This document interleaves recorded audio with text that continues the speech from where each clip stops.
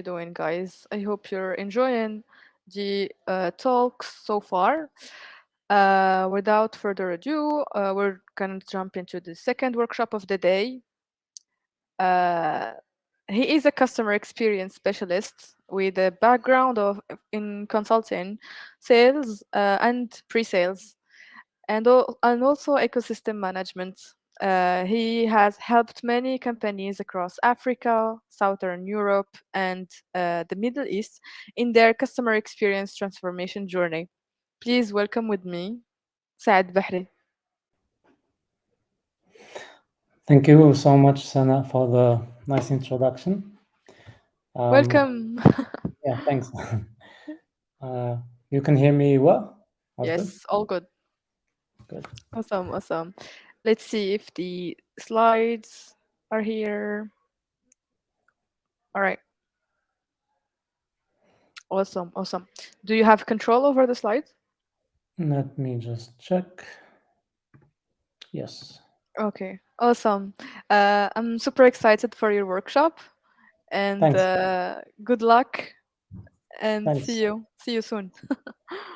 Thank you. Thank you, Sana. Welcome everybody to this workshop. It's going to be a short 30 minutes workshop. I'm calling it short because speaking about a topic as broad as customer experience can take hours and hours. So I'm gonna try to keep it as compact as possible for you guys. A very important disclaimer to before I start is because we do have a very diverse audience, from computer science students to designers to business owners and sales, etc. I have chose to approach this topic from rather a CX or a customer experience generic point of view. So it's not going to be about the principles of design, in which we have talked about in other workshops that I have followed, but rather about human-centric branding and creating memorable customer experiences from a business point of view.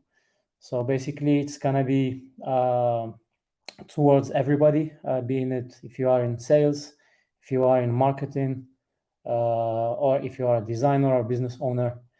This hopefully will speak to you. So we'll try to keep this as interactive as we can, guys. I understand it's very difficult having so many attendees, but we do have the chat. I'm gonna be asking a couple of questions, and your questions are also welcome in the chat. So without further ado, let's start. So what you see here is a brand that we all know well, Amazon.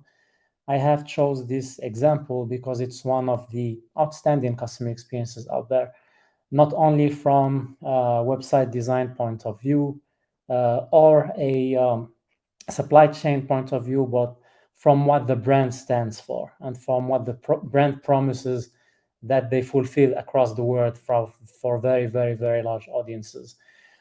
Jeff Bezos, who is the CEO and founder of Amazon, said that if we stay focused on our customers and let our competition be focused at us, that's where we win. So basically, the trap that a lot of business owners and businesses in general fall in is to think so much about the competition and how we can beat the competition, which is, of course, a goal, but forget about the customer and forget who are their customers and what are their customers waiting for. So speaking about customer experience, for me, it's a binary thing. I am not a binary person in life. I do not believe in zeros or ones, unless for the times I was a computer science student. But in customer experience specifically, I believe there is no middle ground. Either it is a good customer experience or a bad customer experience. I'm not even speaking online, I'm speaking in general. When you interact with a brand, going to a shop, calling the customer service for your phone or the internet you have, problem you have with your internet, or going to the website, you either have a good customer experience or a bad customer experience. If a customer is indifferent about your brand, you have failed. So for me, it is 0 or 1. Now I have a very small ask for you. I'm just going to take 20 seconds I want you to think about an outstanding customer experience you've had. Think about any customer experience. Do not only think digital, in general, like an outstanding experience that you had with a brand or with a shop or with, being it B2B or being it B2C, for you personally buying product or service, and write it in the chat. I would like to see some examples of what you think are amazing or outstanding customer experiences. So I'm just gonna give it probably 20 seconds so we don't waste a lot of time, and if I can see some proposals.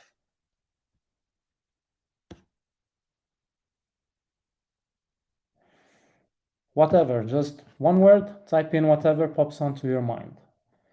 Think about something you bought recently or an interactions you had with a brand recently, and write it down. It can be the name of a brand, it can be a product. Department F, thank you, Yusuf, our first brave participant. I'm expecting to see a bit more. Or maybe you guys are tired after all these sessions.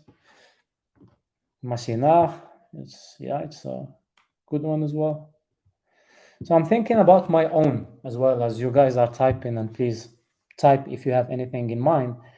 And this one is gonna come a little bit as a surprise. One of the most ultimate and best customer experiences that I have experienced throughout my life, it's not gonna be a digital one, is this guy. If you have grown up or lived in Morocco, you know who this guy is, or in North Africa in general.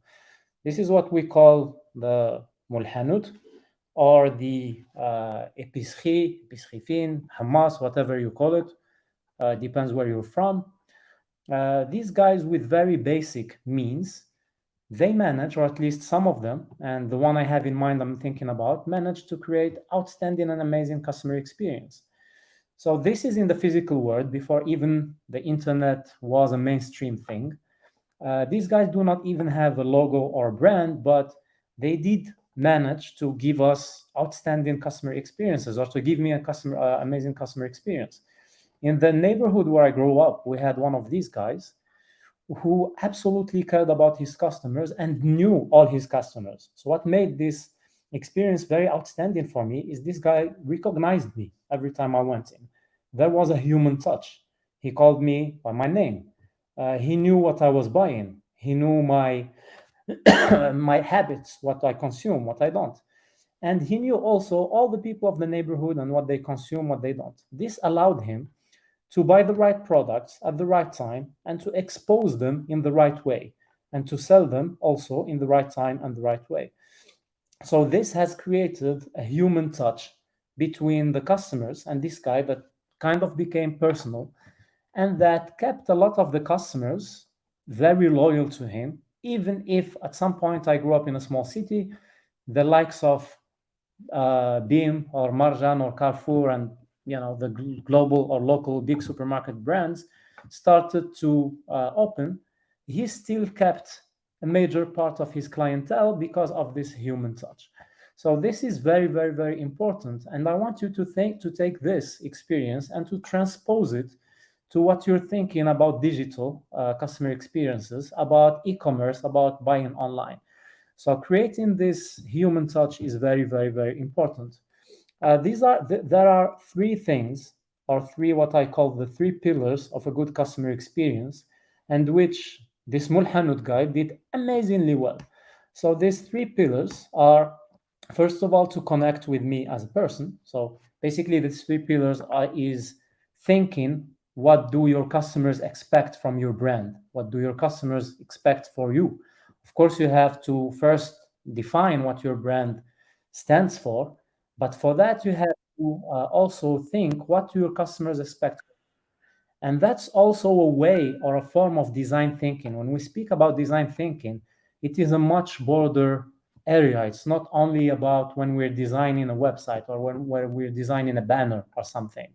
It's a process of sitting down, creating a persona, naming it a customer, X or Y, giving it a name, him or she, and then thinking what this person expects from my brand.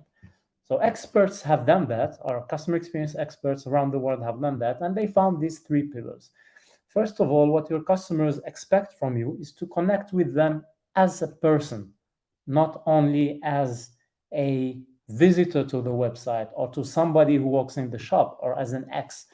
So to come back to my experience or to my example about this Mulhanut, he did manage super well to connect with me and with his customers as people. And that's what we expect from bigger brands, being it big or small. But when we speak about like larger scales than Mulhanut, which is very difficult to do when you do have thousands of customers, hundred thousands of customers, or even millions of customers if we speak about the likes of Amazon, like we talked in the beginning of this presentation. So for this, there are a lot of tools or technological tools that are luckily available for you and for your businesses to know what your customers are thinking about, to create this empathy and this creative approach to connect with the people when you are acting at a much larger scale than this Mulhanud guy who had probably 100 customers, or if he's very lucky, a few hundreds of them. So basically what this means is that you don't only know who your customers are, or you don't even call them by your names, which is a basic now.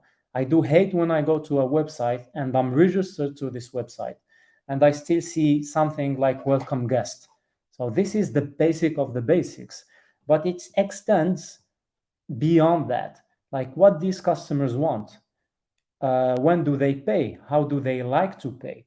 Do they pay on time? If we speak about a B2B, in customer experience, it's not only business to customer, it's only B2B. When we're selling B2B, it's the same thing, because at the end of the day, we sell to a person, even if we do sell to another enterprise or to another big client. But at the end of the day, it's people making decisions. So do these people pay on time? What's the limit of credit we can give them? And that applies to both B2C and B2B. That's exactly what this Mulhanud guy did, because he had a small, what we call the notebook or the carnet, where he had all his customers' payments and debts, and which you could block some of them because they do not pay on time or because they are not timely with their payments. So as I said, I just gave this invoice or payment example to say that knowing your customers goes beyond knowing what they want or what they like or what they buy, but also getting into more details of financials, of personal life, like using some creative AI and also analytics to say, for example, that this person is 23 or 24, he's living alone, he has a purchasing power of X, but using some mathematical data designs or some mathematical um, schemes, we can define that he's probably going to get married in a couple of years and that he's going to have children. And then we can start positioning products and services to this person accordingly. Once we have done that, which can take me, again, years to talk about connecting with your customers and knowing your customers, you have to deliver on your promise. So you do know your customers. Suppose you know your customers, you have a personalized touch with them, you know their names, you know what they're like, you know what they don't like, you know what they buy. You can propose upsells and cross-sells. So you know beyond even what they like, because, for example, sometimes I'm browsing the internet, I want to buy something. I'm not sure what I want to buy. I'm just browsing. And probably I see a pair of shoes or a jacket that I was not even thinking of buying. And I do buy it because I was well targeted. And then I go to buy it and they propose to me something that goes with it because they do know me and they do know my, if you want, style and what I like and what I don't like.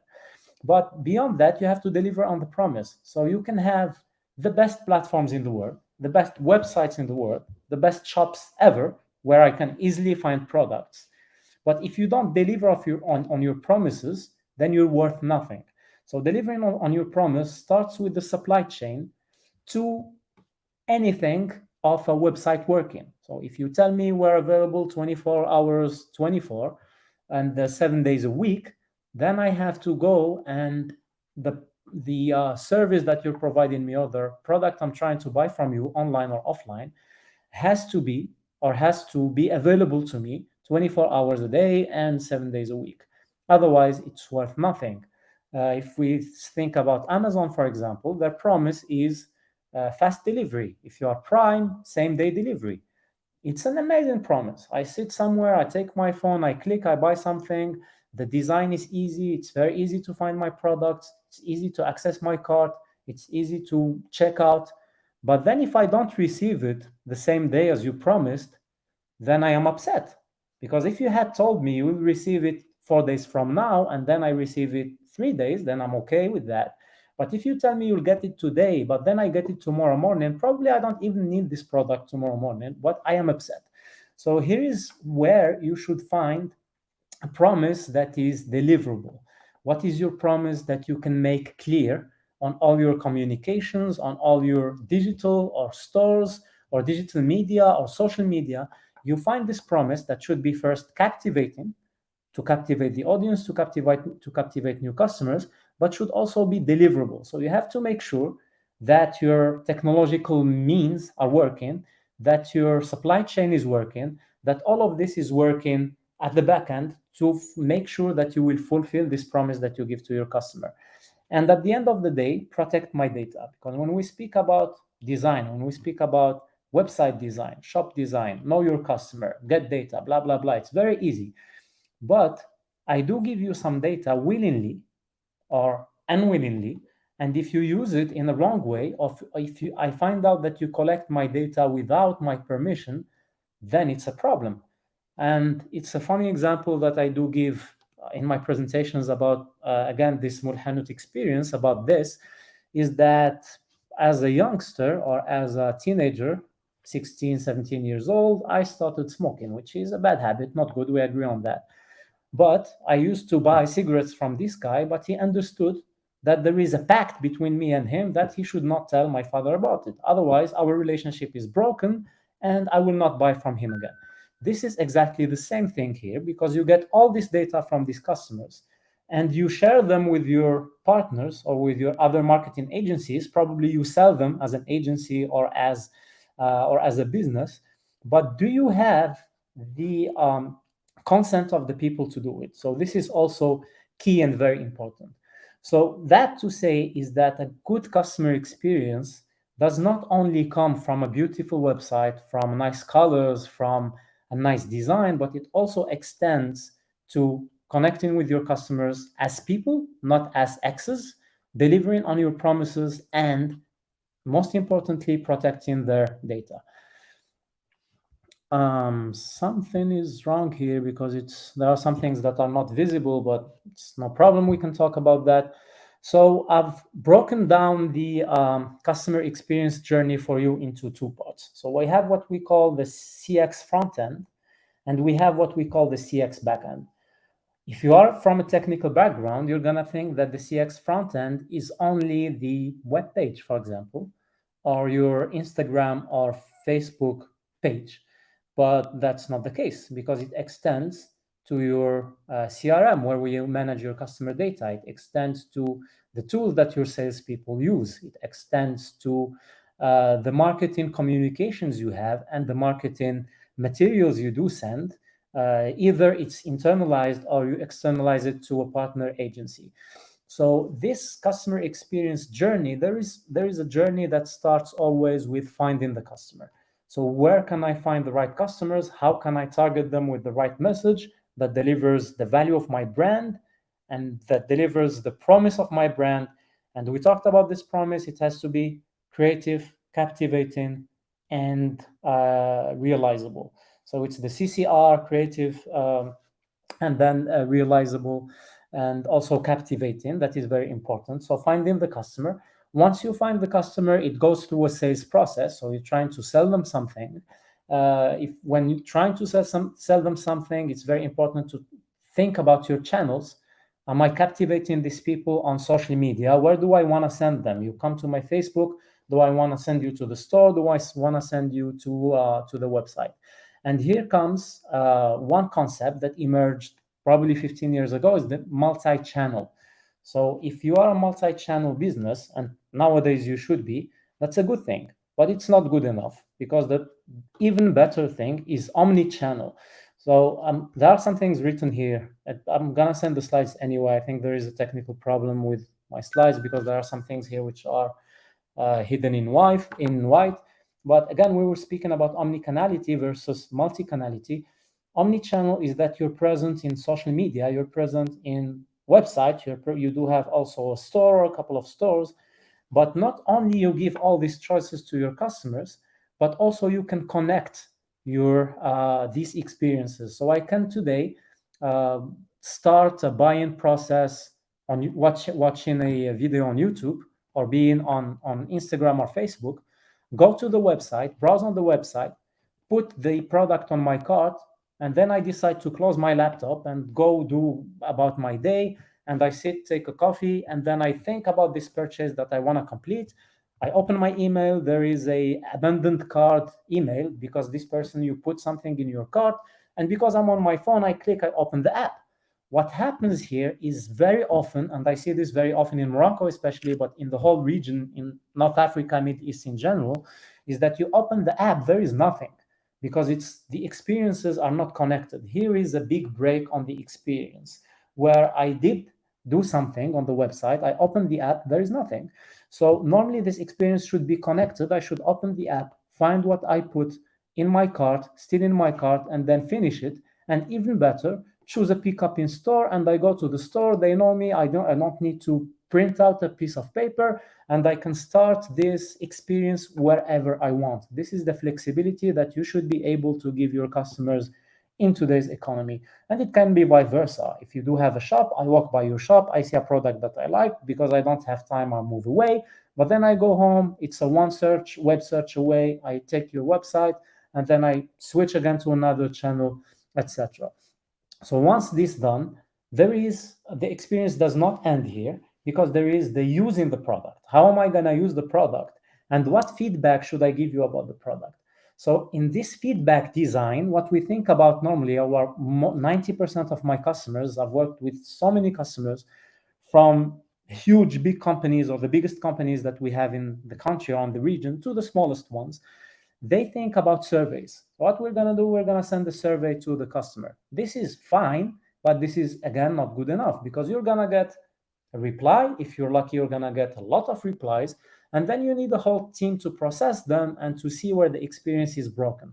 Once again, the best thing here is to get timely and precise feedback. What that means is, I'm going to give you a very quick example. I'm watching the time as well because we're approaching the end. That's moving very fast. I hope it's for you too. So the American Airlines is an airline that you probably know, and that moved away from this survey thing to a more XO approach. XO, it means meeting the experience data with the operational data. The operational data is when I give you a bad review, is when something is broken, when somebody hasn't paid you. These are things you have in your backend. When we speak about backend, I don't want to be too technical. It can be an ERP, it can be an Excel sheet, depends how big your business is. But there are also experience data. While I'm using your product, am I comfortable? What's going on, etc. So this experience data, matching it with the operational data, creates the impact. So American Airlines, and this is a very small example, there was one passenger, which was the first passenger that gave a claim after they started implementing this system of work. He flew in business class, and normally he's an important customer. He came down, he had this survey, and he said, I am not satisfied with my flight because the air conditioner didn't work. So what normally a normal business would do is that take this feedback and just read it and present it to some team, and it will get lost in the process. What this did is that created the workflow directly, sent it to the technician who is responsible for maintaining this plane, and said, we create a ticket for you. The air conditioning in the seat 1C is broken. Please go and fix it. So here comes the matching of the experience data with the operational data, which creates even a better experience for your customers. And that connects directly with keeping your customers happy, because once again, gathering your customers' feedback is not enough, is how well you act on it. If you're a small business, it's fine. It's easier to collect like 10, 15 surveys per day, read them one by one and try to take action. But if you're on the internet up there targeting to have thousands, hundreds of thousands, why not millions of customers, this becomes impossible. And you imperatively need to do these steps. So to just wrap it up and leave probably a few minutes for questions, here is what we call the CX technological stack, and which starts with marketing. Again, think about the journey that we have talked about, acquiring a customer. So marketing, again, think about the first point that we had is knowing your customer and sending the right message to your customer. I hate when I receive messages from X or Y that was sent to a million other people, and it's clear that it has been sent to a million other people. These SMSs cost money, and you're wasting money to send me something that does not interest me, and you keep sending it and sending it and sending it, and I end up somehow hating your product, like send 1 to 90 whatever and win something and answer some questions. I don't want to do that. And you're a news channel, or you're like a phone operator, at some point you become a source of disturbance for me. So again, we move on to this targeted marketing where you know your customer, you create empathy with your customer, and you present to your customer what they want. Then we have the e-commerce part, and we can again go on and on about how to design an e-commerce website, but that should be again connected to all your other channels. So if you're sending me an SMS or an email that I'm interested, I'm expecting a link that works, that sends me to a website that works, where I can easily find what I want. And if you have an app, it should be connected to it. If you have social media page, it should be also connected to it. And it should be a data machine for you. And then you have customer data, where you manage your customer data, where you manage your customer acceptances of moving the data or using the data. Otherwise, again, it's not going to create this trust relationship. Think about what happened to Facebook a few years ago when the data breach happened. Many other brands as well. So it does not only expose you to break your trust with the customer, but also to legal problems. And then you do have the sales. So how your salespeople act. Your salespeople, if you do have salespeople, should act the same way your website acts, should act and deliver the same way your Facebook message or your Facebook or Instagram page does. So if you are a designer, and if you are a business owner or a salesperson, you have to make sure that you are fully aligned with the vision of the enterprise, with the vision of your company, to make sure that you all deliver the same message consistently across all the channels, and all this is connected. And then you have the service, finally, which closes the loop, in which you gather your customer feedbacks, your customer claims, and you treat them timely, but also you get feedback about this experience. So again, one very small example is that you call your phone company because you have, or your internet provider because you have a problem with the internet. It's very stupid that they still ask you for your name. I'm calling, you have my number, you should know my name. If I did yesterday call to report a problem, it's very stupid to call today again or to send an email and to ask me, please tell me what the problem is. You have my phone number, it's an ID, somewhere there you have my problem, you read it and you show empathy as a service provider or as a customer service representative. And across all of these technological stacks, you make sure that you link the operational data which the customer uses. It's clicking here, I clicked here, I clicked there, I have an abandoned cart on the website, etc., with the experience data. That can be, if we transpose it to the website analysis again, that can be, I spent too long on the check-in process and I abandoned my cart because it's very difficult and I have tens of thousands of fields to fill with my name, etc. It can look beautiful. It's not nice for me as a customer. The same as for the login, the same as for creating the account. Many times, I personally, and I think you the same, end up leaving a website or not buying from a customer because the sign-up process is too complicated, while we can simply use the social media login and just 2 clicks away to log in with my Gmail or to log in with my Facebook.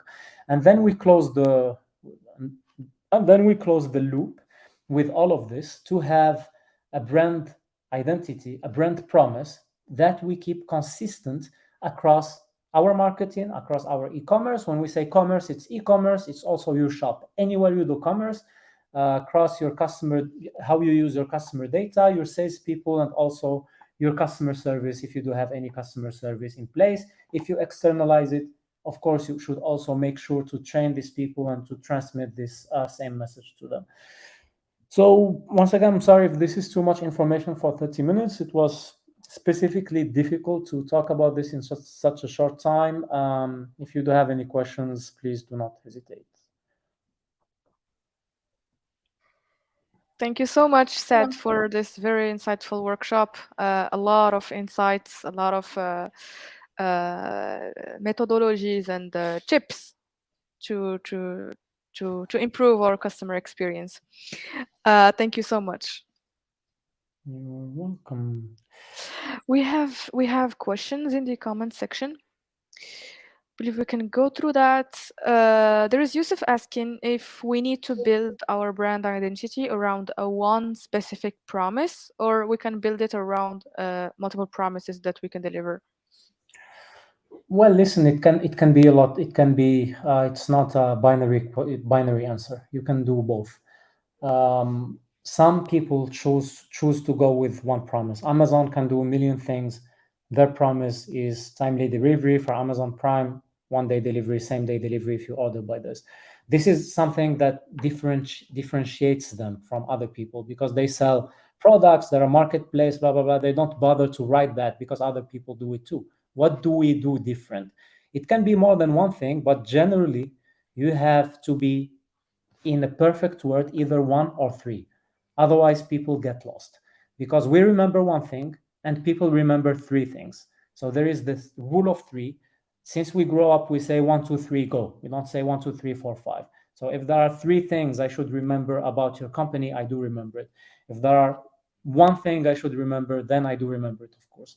So again, it's not a binary. It can be two, it can be four, but uh, consultants advise that it's be one better or three at max, because three is an easy number to remember. And think about any big, huge brand.